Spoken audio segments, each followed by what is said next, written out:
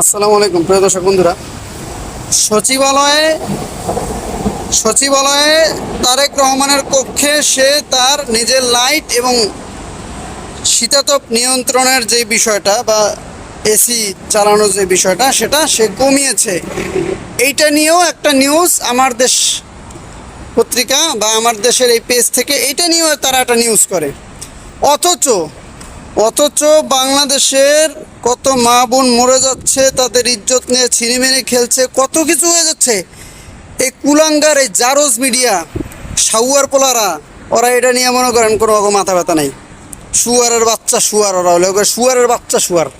যার কারণে তারেক রহমান একটা পাত দিলে সেই পাতে কি গন্ধ আছে নাকি নাই, সেই পাতটা কি মিষ্টি হইলো না গন্ধ হইলো, সারা খালি পুটকি সিঙ্গা বেড়ায় শুয়ারের বাচ্চারা।